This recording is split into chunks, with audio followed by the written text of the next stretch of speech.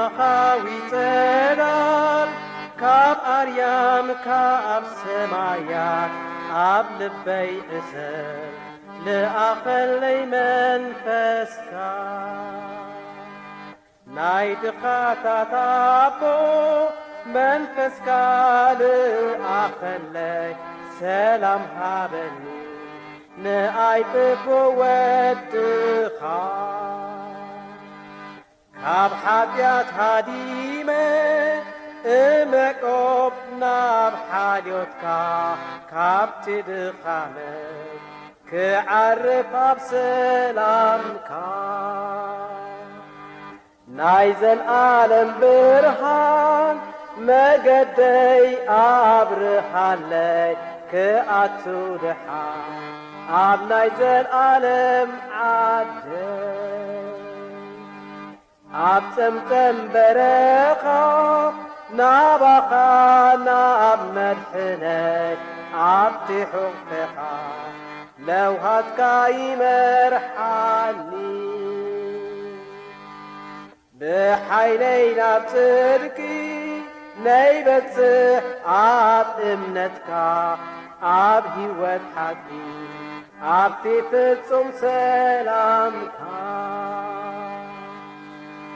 ሕይወተይ ንኣኻ ንእስነተይ ኩሉ ንኣኻ ናይዛ ምድሪ ንብረተይ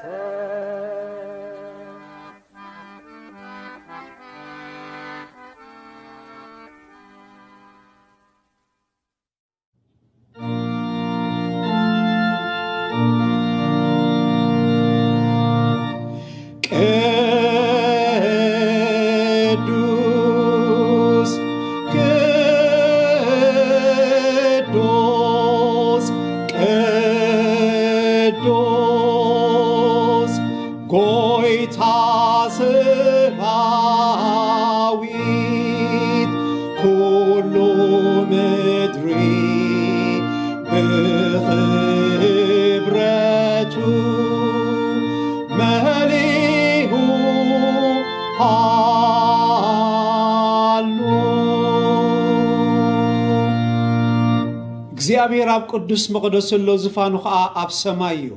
ነቶም ትሑስን ጥቑስን መንፈስ ዘሎም ድማ ቀረብኦም እዩ ጓይቶም ዝንስሑ ይሰምዕ ናብ ጸሎቶም ድማ ጽን ይብል ስለዚ ኣሚንና ናብ ዝፋን ጸጎ ንቕረብ ሓጢኣትናን ዕዳናን ድማ ከምዚ ኢልና ንተኣመን ኣነ ሽጉር ሓጥእ ምስ ሓጢኣት ተወለድኩ ሰብ ድሓር ድማ ብኩሉ ዘበነይ ببزح عينت حاتياتنا أخابت ديليمو بملوء لبي حاتياتي الناس زالخو وقدوس صادق أملاخ فغريز ملأك هابو ناخا العلو كل جيرين بسعيد ما كم نفسي كم زي فتخو امنو لخو بحساب بقال بقبري ناخان قدوس تزازات كان عقبكو سلازي خمتن صدق خان كم بزحي حاتياتي تفرد كالي نايزل عالم كونني كم زقبأني بفلت علىه جيجنا تفكر سمياوي أبو نبخان زملسو كلهم هياو امنتك نام محرتك نام مقبر مدحانينا يسوس كريستوس نزمحتسنو بحطياتهم نزناززو حطان بلوهات كان بتصقا خان كتقبلهم تسفهبك نعتاتهم زبدلوخا كل يغرت بللهم حطياتهم دما كتو يتصبصبلو منيخا أنا مقدور حتىك زي من توي نمسكنا قدوس سمكان كبروتني لك قدن قصلين كتمحرنن كل حتياتي دما خت حد قال لي بتصفق أمينة لمنك كالخو حتياتنا انت تناززنا حتياتنا يقرخب لنا خب كل عمت أو كان صحنا أمونن صادقنيو آمين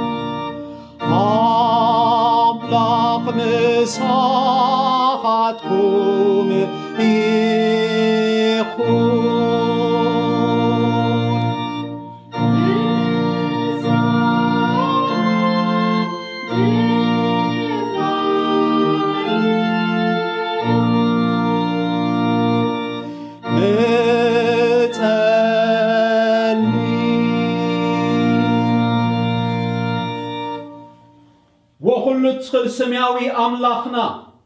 بيسوس كريستوس قويتانا حق زلو وأمنتن نمحرتك صنع التسفان نبتس أين دما لك مزيب الله فقر ختبنا نلمنك كالونا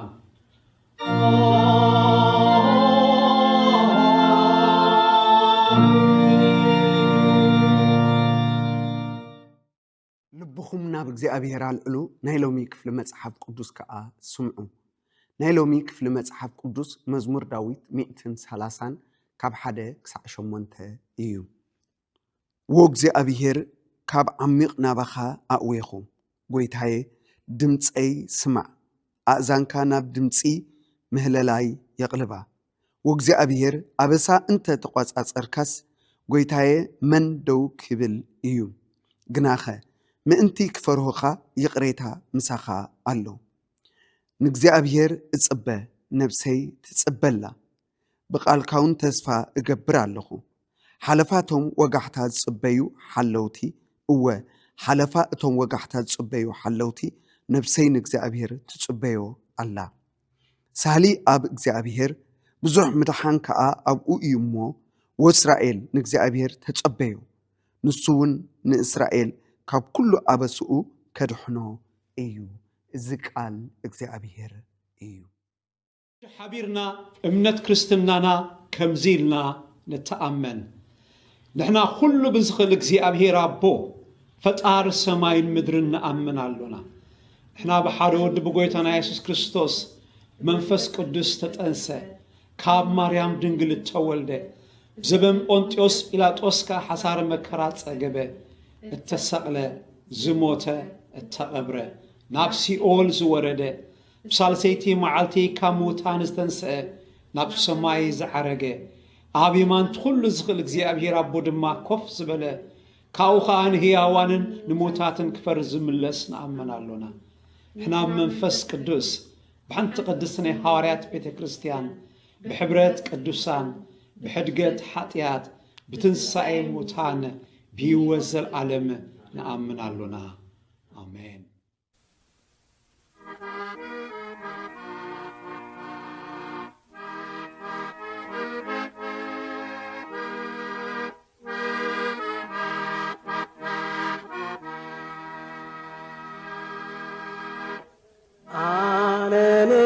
መዓልትኻ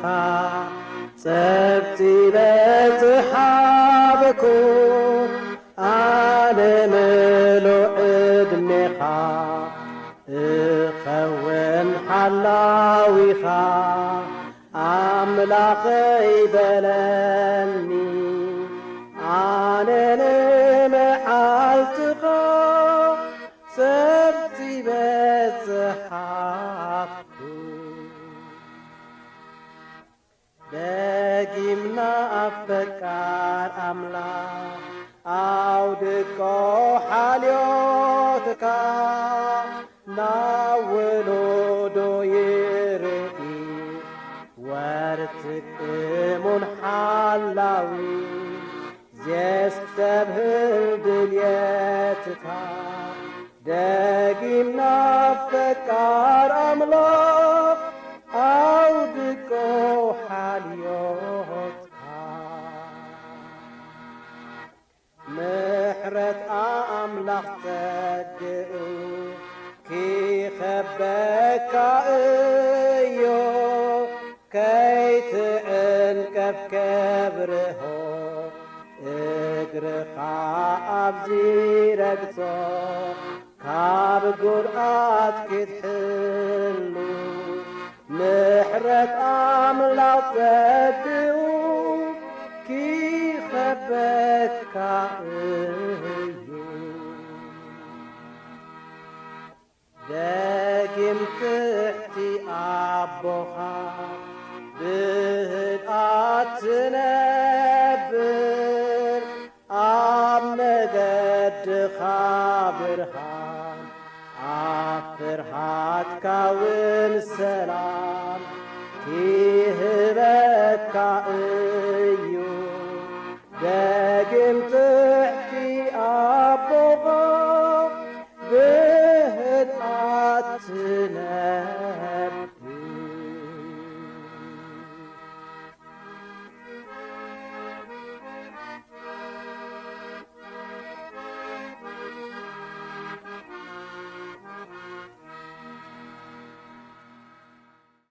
ጸጋን ሰላምን ጎይታናን መድኃኒናን ኢየሱስ ክርስቶስ ምስ ኩላትኩም ይኹን። ናይ ሎም መዓንቲ ክፍሊ መጽሓፍ ቅዱስና ኣብ ወንጌል ማቴዎስ ምዕራፍ 15 ካብ ፍቕዲ 21 ክሳብ 28 ብስም እግዚኣብሔር ኣቦን ወድን መንፈስ ቅዱስን ሓደ ኣምላኽ ከንብቦ እየ። ኢየሱስ ካብኡ ነቂሉ ናብ ወሰን ምድሪ ጢሮስ ሲዶናን ከደ። እንሆ ድማ ከነአናዊት ሰበይቲ ካብ ወሰን እቲ ምድሪ መጸት። እናጨርሕት ድማ ጎይታይ ወዲ ዳዊት ንጓለይ ጋኔን ብኽፉዕ ሒዝዋ ኣሎሞ መሓረኒ በለት። ንሱ ግን ሓንቲ ቃል እኳ ኣይመለሰን። ደቀ መዛሙርቱ ከዓ ቀሪቦም ደድሕሬና ትጠርዕ ኣላሞ ኣፋንዋ ኢሎም ለመንዎ። ንሱ ግና ብዘይ ናብተን ጥፉዓት ኣባጊዕ ቤት እስራኤል ኣይተለኣኽኩን ኢሉ መለሰ። ንሳ ግና ጎይታይ ርድኣኒ እናበለት መጺኣ ሰገደትሉ። ንሱ ከዓ መለሰ እንጌራ ውሉድ ኣልዒልካ ነኽላባት መሃብ ኣይከኣልን እዩ በላ። ንሳ ግን እወ ጎይታይ ኣኽላባት ድማ ካብ ማኣዲ ጎይቶኦም ዝወደቐ ርፍራፍ ይበልዑ እዮም በለቶ። ሽዑ ኢየሱስ ኣቲ ሰበይቲ እምነትኪ ዓባያ ከም ዝደለኽዮ ይኹነልኪ ኢሉ መለሰላ። ካብታ ሰዓት እቲኣ ጓላ ሓወየት። ዝቃል እግዚኣብሔር እዩ። ንጸሊ። ቅዱስ ቅዱስ ቅዱሲኻ እግዚአብሔር አምላኽና ነመስግነካ አሎና መጋቢና ንስኻ ኢኻ እሞ እግዚአብሔር አቦ በቃልካ መግበና ንልብና ተዛረብ እምነትና አጽናዕዮ ኣብ ቃልካ ኣብ ኣሰርካ ክንጸንዕ ጸጋኻ ብዛሓልና ክብሪ ሁሉ ንስኻ ውሰድ ብሽም አቦን ወድን መንፈስ ቅዱስን ሓደ አምላኽ አሜን። እግዚአብሔር ይመስገን። ኣብዚ ዘንበብናዮ መልእኽቲ ቃል ወንጌል እዛ ከነዓናዊት ሰበይቲ ኣብቲ ፍቕዲ 21-22 እንሆ ድማ ከነዓናዊት ሰበይቲ ካብ ወሰን እቲ ምድሪ መጸት እናጨርሐት ድማ ወይታይ ወዲ ዳዊት ንጓለይ ጋኒን ብኽፉዕ ሒዝዋ ኣሎሞ መሓረኒ በለት። እዚኣ ወጻእተኛ ካብቲ ህዝቢ ኣምላኽ ካብኡ ርሕቕቲ ዝኾነት ናብቲ መድሓኒ ኢየሱስ ክርስቶስ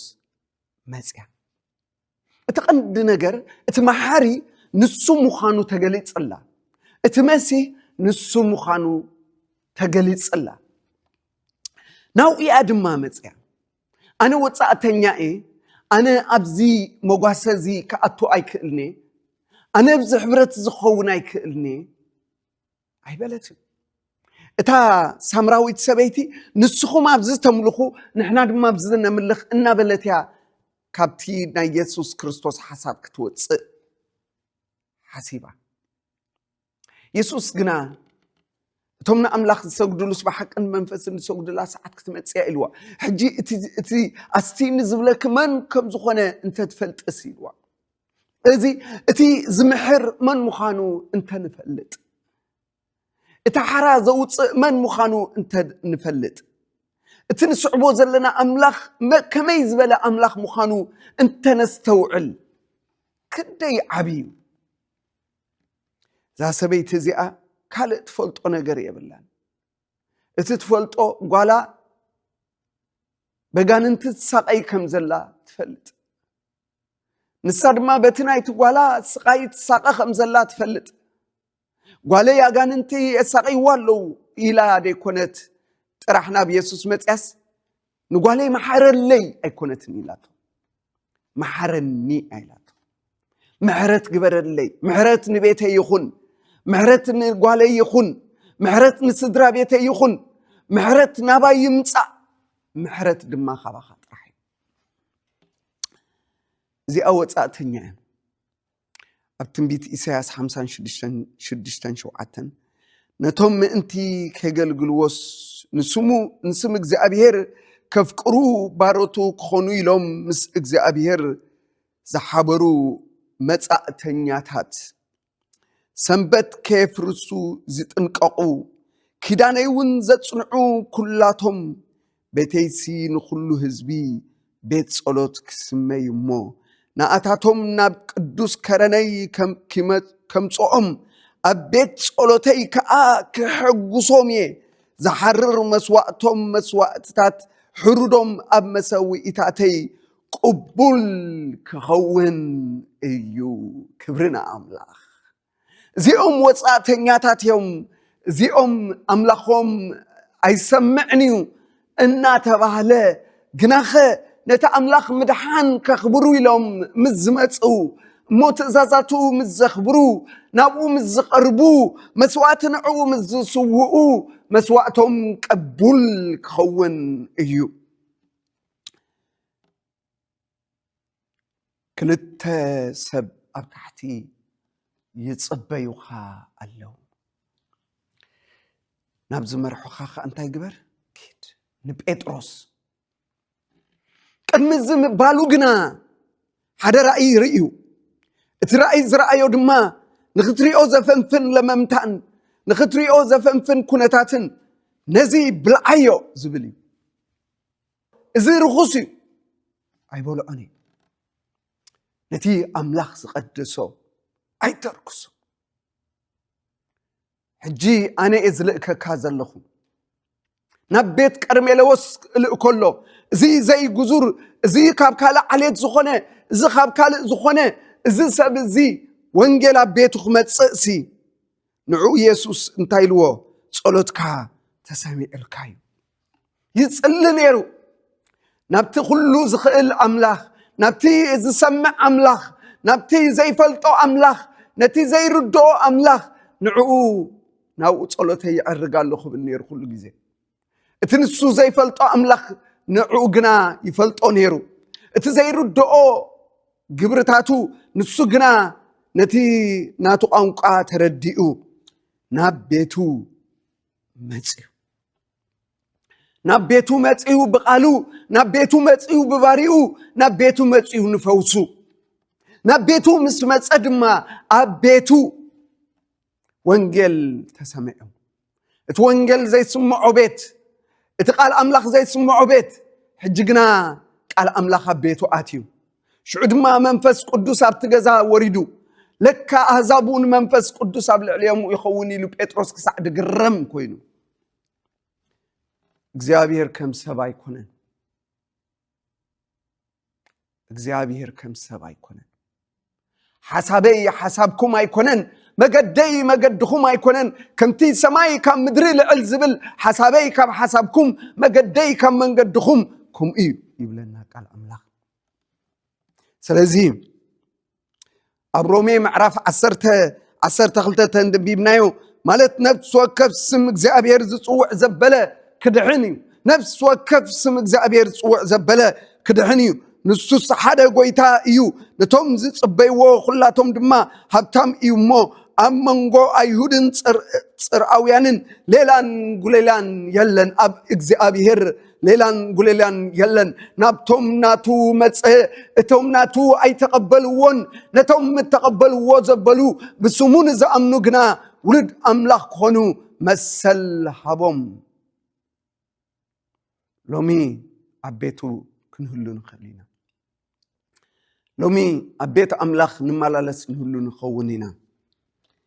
قنا بدق زمتسأ نتي برخة أملاخ كقبل إتي أوشت أزور لدما لبون بيت أملاخ تعاتيو نقال أملاخ تعاتيو نحساب أملاخ تعاتيو انت اللو خوينو لوم رأسو نفس وكفنا نمرمر نهاتو أملاخ نتي وطاق تنيا زقرب أملاخي سلازي لبنا تسبيبا يخون لبنا ريحيب يخون أملاخنا لبور يحبي مخنياتو نتي وطاقتنيا امنت هيكوننا نقبل نتي وطاقتنيا سبقنا نابت امنت يسوس كريستوس يقبله سلازي كلتي استفعلالي حساب الله غاشا تمرتي زي كوننا كنقبلسي نتوم اغايش كنقبل غنا يسوس كريستوس لي اخناي سلازي غاشا تمرتي كوننا نقبل انتاي دا اتي مسرت حقي نتو ماغايش كننغري بارزا سبيتي لمينا محرت يسوس كنا ابتقال انتاي نسو كنا حنتي قال اكوا اي ملس حدا غزي نصلي نلمن ندلي جن እግዚአብሔር ዝደንጉየና ኮይኑ ይስማዕና ኣብ መዝሙር ዳዊት 13 ሓደን ክልተን ወእግዚአብሔር ክሳዕ መዓዝ ኢኻ ፍጺምካ እትርስዓኒ ክሳዕ መዓዝ ኢኻ ገጽካ ትኹለለይ ክሳዕ መዓዝ ብነፍሰይ ክጭነቕ ዕለት ዕለትሲ ብልበይ ክሓዝን ጸላእተይ ከዓ ክሳዕ መዓዝ እዩ ዝዕብልለኒ ክሳዕ መዓዝ ሓደ እዋን ኣሎ ክሳዕ መዓዝ بز حلف كسع معسي كنتاتي كمزي زخون زا سبيت زيئة قبتاد متسأتلا كسع يسوس زملسلا حتصار تمثلوكوا انت خونت كن دلايتا تتصبايتا حررتا اللوا دليتا اللوا قال أملاخ كن كمزي بلنا مزمور داويت 5:15 بمعالت تصباد دما صوعن انا خنا غفكايمو نسخاون كتخبرني سلازي بمعالت صبا صوعني ስቕ ዝበልኩ እኳ እንተመሰልኩ ነገራት እኳ ቅልጢፉ እንተደይተ ወድአልካ ፀዋዓኒ ድለየኒ ሽዑ እንታይ ድብል ኣነ ከናግፈካ ንስኻ ከተኽብረኒ ኢኻ ህዚ እቲ ምንጋፍ ካብ ኣምላኽ ኣምላኽ ካባና ትፅበዮ እንታይ ከነኽብሮ ንኽብሩ ክንነብር ስለዚ ድማ ዕብራውያን 4:16 ስለዚ ምሕረት ምእንታን ክንቅበል ብግዜ ፀበባን ረድኤትና ዝኸውን ፀጋ ክንረክብ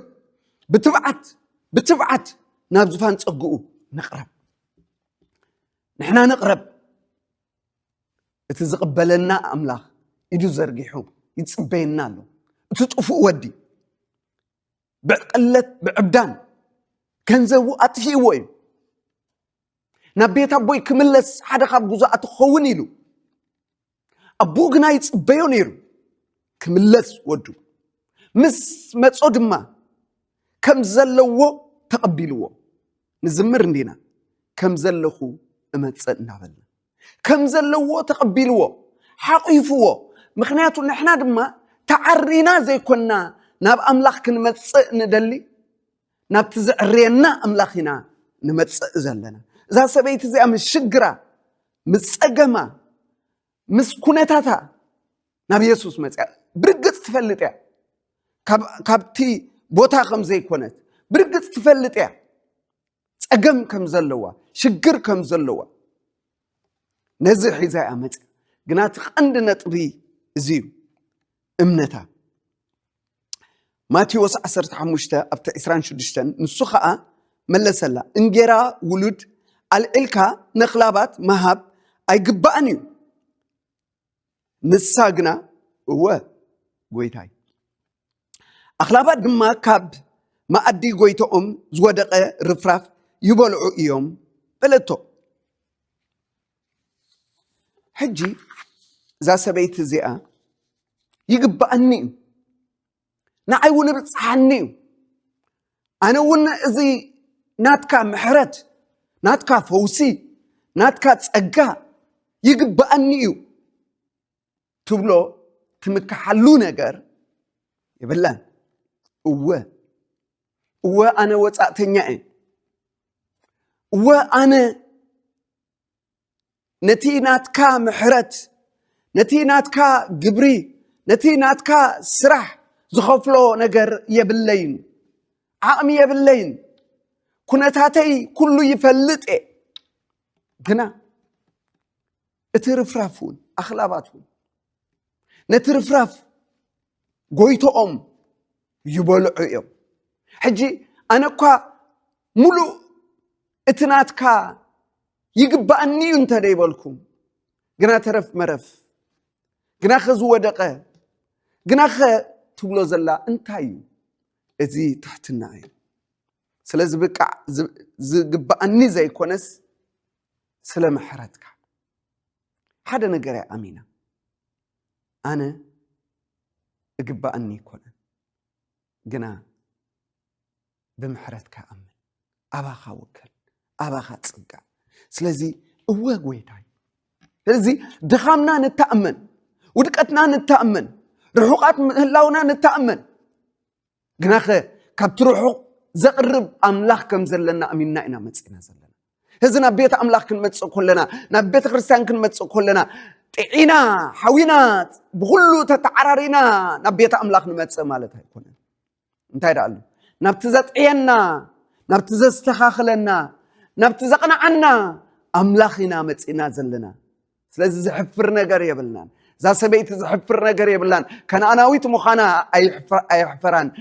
ጓላ በጋንንቲ ትሳቐ ከም ዘላ ምዝራባ ኣይሕፈራን ምሕረት ከም ዘድልያ ኣይሕፈራን ንሳብ ቅድሚ እቲ መሓሪ ኣምላኽ ምብፅሓ ካብዚ ዝዓቢ ነገር የለን ስለዚ ኣብ እግሪ ኣወዲቓ ኣብ እግሪ ኮይና ድማ ትልምን ዘላ ኣብ መጽሓፍ ቅዱስ ሉቃስ 18:13 እቲ ተጋዊ ዝበሎ ነገር ንስማዕ እቲ ተጋዊ ግና ኣብ ርሑቕ ደው ኢሉ ንኣይ ንሓጥእ መሓረኒ እናበለ ኣፍ ልቡ ይወቅዕ ነበረ እምበር ዓይኑ ናብ ሰማይ ቋሕ ከብል እኳ ኣይደፈረን ርእሱ ልዕል ዘብል ኩሉ ይዋረድ رؤسو زتحت جنا لعلي بلي مو زي حلفا اتي صديقو نابيتو خمز ورده ابلكم الله سلازي قويتاي نعين حت محرني نعين دخم دقفني مخنياتو نسو ندخم حيلي هب نسو نفك أبرتعي وسخ إلنا له سلازي صبيك إذا الله أنا دخامي يأمن الله أنا زي قبأ أنه مخانف اللي الله قنا خم حرت كاي تصبل له إفيسون كلتا شمونت هذا قاقي مكح كاب قبري يكونن بإمنت بتسقائكم زدحنكم إذا خاء وهبت أملاخي مبر كاب رأسكم أيكونن كابانا زخونة مدحان كابانا زخونة فوسي يلا كله توكلتنا أب يسوع كريستوس كل نجارنا أب تحت اجرو أب تحت مسقلونا نبر سلازي نصو يحليلكم يمو نخلو حليتكم نابقون تايقبور ويبلنا أو دوقوا زحلي أبو ألونا سلازي إذا سبيت زيا نبتح حاليوتا بملونا أو ديقاتو إكوا سق انت بلا نساقن جديرا إكوا إتي ناي ولد سنخلافات أي وهبني انت بلا وتحتي لا رفراف ونكبل دلوتي كاب أممبر رسيان مقماتسي أبيتكا حلاو دقا مخان يحشن قدسان زحشكم كتفلتو منفس أملاخ يقلت ألنا مخنياتو زحشنا خنفلتسي منفس أملاخ يقلت ألنا هذا جزء جزاو نجار يتقبرنا مو نتي برخة أملاخ كنردو ينخل نتي تسقى أملاخ كنردو ينخلني جناك زي أبير منفس هو عينتنا يخفتهم اتجوبز انتايدو ووق زي أبير عينت زمان السيد انتاي قبريلو إلسا قلت كفت عينت زمان السيد تخفيتو يرئي الله خيلو كم ودم ما يسوع كريستوس الزي منفس هو عينتنا كخفتهم اتي تسفات وعنا انتاي مخانو خنستوعل እግዚአብሔር ነዚህ ይዝደለና ዘሎ ስለዚ ቲቶስ 3:5 እንታይሉ ንሱ በመሕረት በመሕጻብ ሐድሽ ልደት በመሕዳስ መንፈስ ቅዱስ እዩ ዘዳሐነና እንበር ንሕና ብዝገበርናዮ ግብሪ ጽድቂ አይኮነን ቅዱሳን ምድሐና በግብሪ ጽድቅና አይኮነን ምድሐና በግብሪ መድሐኒና ኢየሱስ ክርስቶስ ስለዚ ገበርና ይኮናን ዲዕና ስለተገብረልና ኢና ዲሕና ስለተገብረልና ስለ ዝዳሐና ድማ ንኽንገብር ሓይሊ ዝህበና ኣምላኽ ከዓ ምሳና ኣሎ ስለዚ ቅዱሳን ክብርና ኣምላኽ እዩ ነቲ ክንገብሮ ዘይንኽእል ገይሩስ ከኣልቲ ገይርና ስለዚ በቲ ፀግኡ በቲ ውህበት ፀግኡ ቡኢና ዲሕና ንምካሓሉ ነገር የብልናን ዛ ሰበይት እዚኣ ድማ ናተይ ዝብሎ ነገር የብለይን ኣብትናትካ ነገር ግና እምነተይ ይቐምጥ ኣለኹ ኣብትናትካ ነገር ግና ይውከል ኣለኹ እዚ እምነት እዚ ጎይታ ኢየሱስ ክርስቶስ ኣብ ጥቕኡ ስለ ዝቐረበት ምስኡ ስለ ዘላ ቃሉ ትሰማዓላ እቲ ናቱ ህላውነት ህይወት እምነት ናይዛ ሰበይት እዚኣ ኩሉ ኣብኡ ክወድቕ ገይርዎ ስለዚ ድማ ኢየሱስ ክርስቶስ ከምዚ ኢልዋ ሽዑ ኢየሱስ أتسبيتي أمنتك عبايا كم زدلخيو يخون لكي يلو ملسلا كارتاس عد اتيا ولا حويت شو يسوس أتسبيتي أمنتك عبايا ات أمنتها اتمس أزلو مدحاني يسوس كريستوس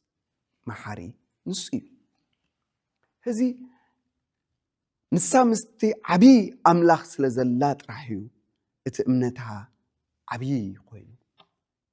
قدوسان ذا سبيت زيا تريو تسفى عين بران حنتي تريو تسفى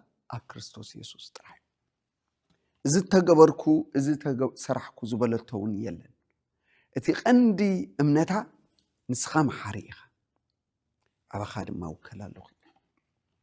سلازي أمنت أب إبراويان أسرت حدا أمنت نتسفاز جبرو نجر رجت مقبار نايت زير نجر كا مرد دائم ذا سبيت زي أتحجزيتي كتحال فايدة ليت تحجزيتي وتساني تنا تحجزيتي جزنا يسوع كريستوس أب بيتا أب هيوتا أم متساعي برت أليموس أم من قد خلو عين صوري يسوع بأخ حلف كله يسوع ود داويت انت يقبرني له محارني يسوع حليفه تتسفاز قبر كله حليفني كم إلو دوس قل أي بلد أو إلو دمت وسيقو توم سبات كا سقبل زولو ترحب زوري إنيرو نسجنا نايتهم سقبل زولو زي كونس السجنا تي زمحر يسوس متيلو سلازي تي زمحر متيو تي زمحر مسخلو تي زمحر ابتقا خلو تي زفوس اب زوريا خلو يسوس ود داويد حارن يسوس كا دو بليل تدو بلا نعي دو إلو دو إلو دما أمسوو اتهم سقبل زبول ودما أجوخا يسوس سيدليك حلو إلو نياتو يسوس سلا زبلا شعون تايك قبرلكا تدلل لخا كريم سلازي رأى عينتو تخفيتلو لومي أوشت أنا حرر نبلون دليو نجر يلونا امنتنا بكريستوس نكبر توكلتنا بكريستوس نكبر حدا وانسق زباله ونكس معنا يخل حجون امنتنا وغيرنا نقدر امنتنا وغيرنا نلمن يسوع كريستوس كملسيو سلازي زدونغي انت مثلنا انتي بل عم حلو يخا انتي يغورو أم باقوم معرف قلته تتصبيو امنتنا ويخن تسفانا ويخن توكلتنا ويخن توم نجزي أبير تصبيو وجنايلو حيلهم يحدث سلازي توم نجزي أبير تصبيو أبتن نجزي أبير متصباي محلا لا يكونن بزوح تتصبيتيلو نلبيه مهمونا إلو نمن تتصبقن وساني توم نجزي أبير تصبيو وجنا حيلهم تايخون يحدث سلازي لومي تثبيتنا أبغزي أبير يكون توكلتنا أبغزي أبير يكون سلازي نسو مسبلة كنا خايز بلنا بقال أبغزي أبير نسو دمايلو كم زدل خيو يخون الكي تاعدليا دليت لبهم حبهم لما أنا كنا فرهم كايكل انت تاعدليا ولا كتحوي سلازي ولا كتحوي سلاز دليت دما لمينا كم زدل خيو يخون كابتا ساعتي قال حويت محواي كون الله بيتا فوس خوين الله بيتا سلاز لومي ان دليو نجر نبيتنا لو من دليو نجر ابدقنا لو من دليو نجر بحضرنا لو من دليو نجر بسرحنا نبي يسوع كريستوس نقربو نسو نسبله بتا ساعتي افوسي مص قالوا لي اخو فوسهم كاب قدغادون كا اناغفهم تبايل تصحيفلو نسو قالوا يلخ اتقال يفوسيو اتقال يطعيو اتقال يستخاخليو سلازي اتقال زنقالات زي انيلو منفسين هيوت كاين زنقالات زي ان منفسين زنقالات زي ان هيوت يني هنا يقال تي قال ناي غويتانن مرحنينان يسوع كريستوس هيوت زقير قال املاك ايو سلازي نابتقالو نمصا نمنفسو نمصا اتقالو طراحيو هيوت زيبون نابرانا اتقالو طراحيو هيوت زيبون حدارنا اتقالو طراحيو هيوت زيبون دقنا اتقالو طراحيو هيوت زيبو نمعلتاو من نبابرونا ابق علي انت صنعكمسي ابق علي انت صنعكمسي اتدلي وزبلتلو منمو يخونالكم ስለዚህ ኣብቲ ጉንዲ ወይኒ ክንጸንዕ እቲ ጉንዲ ወይኒ ንሱ እዩ እቲ ቃል ብመጀመርታ ነበረ እቲ ቃል ከዓ ኣብ ኣምላኽ ነበረ እቲ ቃል ከዓ ኣምላኽ ነበረ ኩሉ ከዓ ብኡ ኾነ ብዘይብኡ ከዓ ዝኾነ ነገር የለን እቲ ቃል ኢየሱስ እዩ ስለዚ ኣብኡ ንጽናዕ እቲ ቃል ክወጸልና ኹሎ እቲ ቃል ክመጸልና ኹሎ እቲ ቃል ናብ ቤትና ክኣቱ ኹሎ እቲ ቃል ናብ ህይወትና ክኣቱ ኹሎ ሽዑ ጥራሕ ምስትኽኻል ዝመጽእ ኣብ ቃሉ ንእመን ኣብኡ ንወከል ኣብኡ ተስፋ ንግበር ኣበይ ኣብቲ ግብሪ ኢየሱስ ክርስቶስ ቅዱሳን ስለ ተገብረልና ኢና ብህይወት ዘለና እምበር ስለ ዝገበርና ይኮነ ክብሪ ኩሉ ንእግዚአብሔር ይኹን ስለዚ እምነትና ኣብ ኢየሱስ ክርስቶስ ጌርና ንጽናዕ ኣባይ እንተጸናዕኩም ቃለይ እውን ኣባኻትኩም እንተሓደረ ትልሙኑ ዘበለ ይኾነልኩም ስለዚ ሎሚ ኣብቲ ጉንዲ ወይኒ ጥራሕ ንጽናዕ ኣብቲ ኢየሱስ ክርስቶስ ጥራሕ ንጽናዕ ኣብቲ ዝተባህለልና ጥራሕ ንጽናዕ ክንፈሪ ኢና 130 ክብሪ ንእግዚአብሔር ይኹን ንጸሊ ቅዱስ እግዚአብሔር ኣምላኽና ንልብና ኣጽናዓዮ እምነትና ኣባኻ ክኸውን ትውክልትና ኣባኻ ክኸውን ጎይታ ኩሉ ግዜ ናባኻ ክንጥምት ርድኣና እሞ እግዚአብሔር ኣቦ ስለ ቃልካ ነመስግነካ ኣለና ከምዛ ከነኣናዊት ሰበይቲ ናባኻ ዝመጸት ትውክልታ ኣባኻ ዝገበረት እሞ ፈውሲ ዝረኸበት ሕሙማትና ክፍወሱ ሽግርና ክቕንጠጥ ጸገምና ክቕንጠጥ ኩነታትና ክቕየር ጎይታ ሓንቲ ቃል ተዛረብ ክብሪ ኩሉ ንስኻ ውሰድ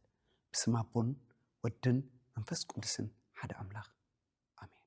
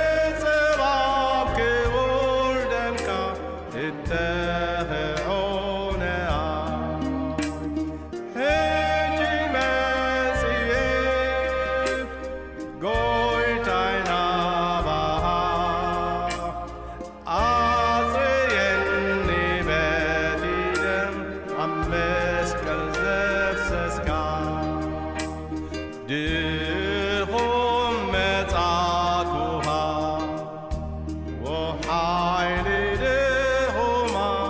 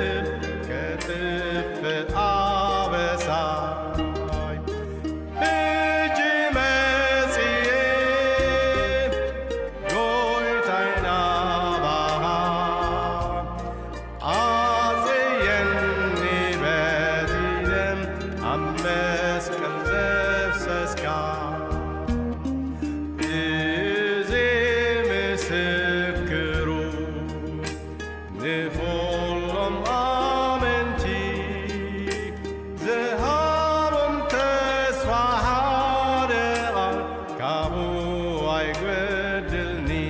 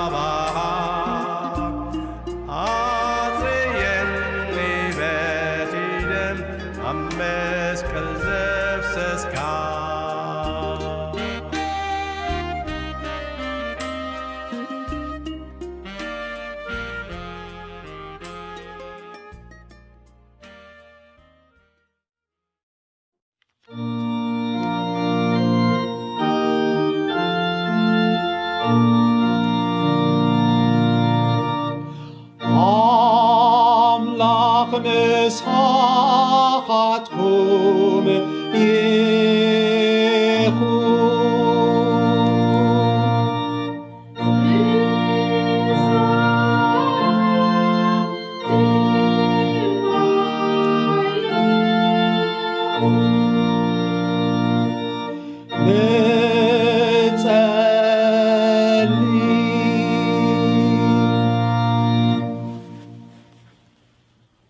وزر عالماوي كل زكالك كأملاخ ناي كل فتارن حلاونا بخان مهللالونا سليسوس كريستوس الكامحرنا حتياتنا ونا يتذكر بمنفس قدسكا قدسنان نقسنان كم قالكا بقدسا كايداخن ملالس بتصقا خردانا لبيت كريستيان كا بقالكان بقدسات مستيرات كان أكبا أصنعيان حلوان نتوم بتسلماتن موتن عرتن تأثيرهم زلو كل محزاب محرم برهانن هيوتن كرخبوخا اتزلحن تسقخا بونجيل هابهم نقدس سمكان نخبرتن يلكا نحنا كلنا دما بدحان كنبر كلهم مرحتي بارخن حلون بايتو منقست زبله بارخ نبرس سلامن دحانن آوردلنا تعين تقمن آيران فسلنا ፀሓይን ማይን በብእዋኑ ሃበና ኩሉ ግብርና ቅንዕን ጽቡቕን ክኸውን ምኽሪ ክርስትና ሓብረልና ዘርኢ ምድርና አብቁለላና ፍሬልናን ግቡእ ግብሪ ጥበብን ጽቡቕ መነባብሮን ባርከልና ነቶም ንዕዮ ማሕበርካ ከቕንዑ ዝእከቡ ባሮትካ ባርኮም እቲ ምእካቦም ከዓ ንኽብርኻን ንምዝርጋሕ መንግስትኻን ክጠቅም አስምረሎም ወትሩ ዝእከቡ መኻሮ ቤተ መንግስቲ ባርኮም ሓሳቦም ንኽብሪ ስምካን ንምስልጣን ሃገራትን ክኸውን ብፍርሃትካን ብጽቡቕ ስምምዕን አስልጠሎም ወእግዚአብሔር ነዛ ቅድስት ንብረት ቃል ኪዳን ባርኽ ምናዳ ድማ ነቶም በቃል ኪዳን ከተኣታተው ዝደልዩ ባርኮም ኪዳን ጥምቀቶም ንዝሕድሱን ንዝቆርቡን ብምሕረትካ ረአዮም ፍልጠት ክርስትናን ተጉላባ ዘይብላ እምነትን ዓብድሎም ናይ ሓቂ ተማሃርኻ ኮይኖም ወርትግበት ሓቂ ዝመልኦ መገድኻ ክመላለሱ ምርሓዮም ንኹሎም ሕሙማት ድኻታትን ዓቕሎም ንዝጸበቦም ናብ ሞት ንዝቐረቡን ኣርህወሎም ንዘኽተማትን መበለታትን ብለውሃትካ መሃዘሎም ግዜ ሞትና ምስ በጽሐ ርድኣና ድሕሪ ዝሓላፊት ህይወትና ብጎይታና ኢየሱስ ክርስቶስ ናይ ዘለዓለም ብጽና ኣማቕለና አሜን ከምቲ ጎይታ ዘምሃርና ሓቢርና ከምዚልና ንጸሊ ኣብ ሰማያት እትነብር ኣቦና ስምካ ይቀደስ መንግስትኻ ትምጻእ ፈቓድካ ከምቲ ኣብ ሰማይ ከምኡ ድማ ምድሪ ይኹን ናይ ዕለት እንጀራና ሎሚ ሃበና ንሕና ንዝበደሉና ከም ዝሓደግናሎም በደልና ሕደገልና ካብ ክፉእ ኣድሕነና እምበር ኣብ ፈተና ኣይተእትወና መንግስትን ሓይልን ክብርን ዘለዓለም ናትካ እሞ አሜን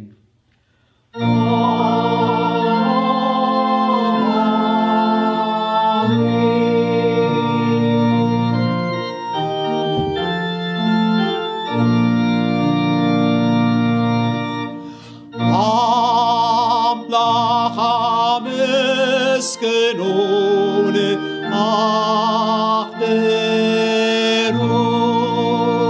أخبرون كبر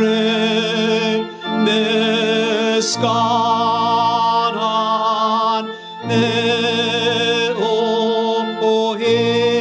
نؤهيخون هاليلويا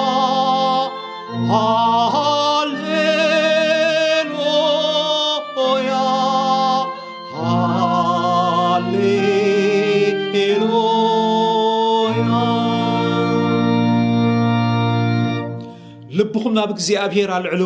በረኸቱ ድማ ተቀበሉ እግዚአብሔር ይባርኽኩምን ይሐልኹምን እግዚአብሔር ገጹ ይብርሃልኩም ጸጋው ድማ ይሃብኩም እግዚአብሔር ገጹ ይምለሰልኩም ሰላሙ ድማ ይሃብኩም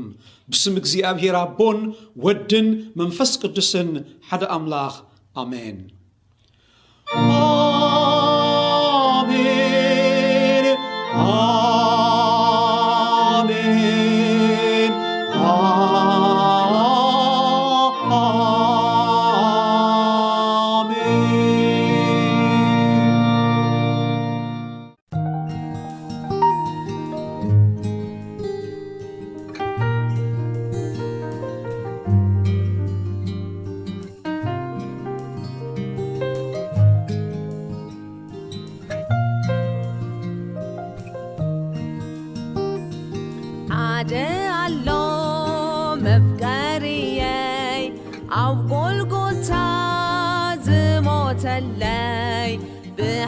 بحاجاتي تساقيلو أدحينني لحوارو هللويا مدحاني علت مرحني يتوني نبتابتو أخلي الكدف مسناتو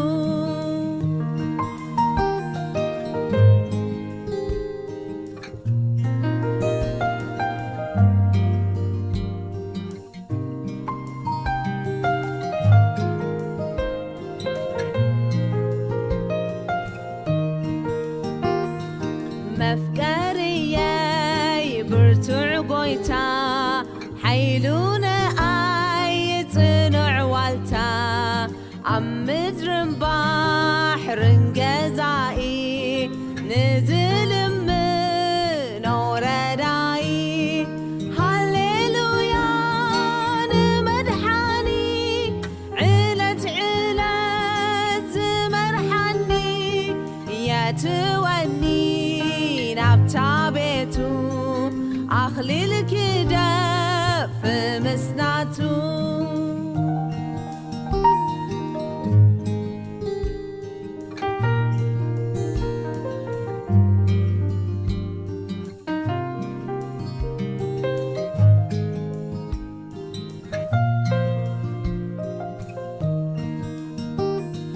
فغري مدحن ملوهياب زلمتي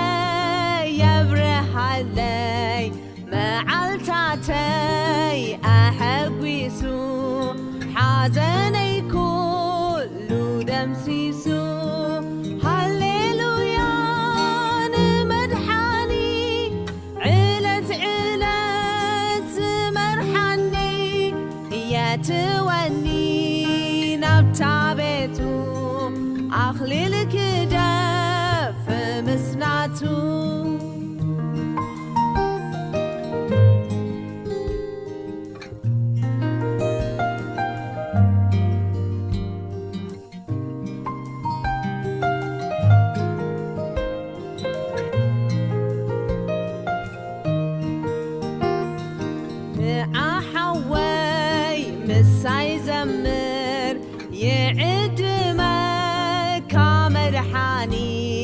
زي بغوعك وانت خوينكا تقاناتو يا أخلكا هللويا نمدحاني علت مرحني يا توني نبتابتو أخليلك دف مسناتو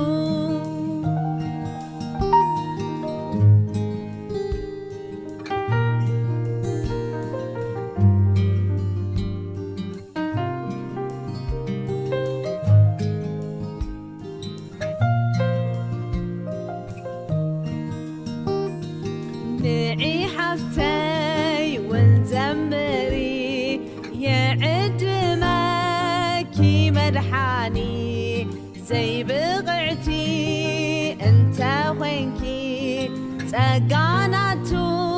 يا أغلكي هالليلويا نمدحاني علت مرحاني يا توني نابتابيتو أخليلك دف مسناتو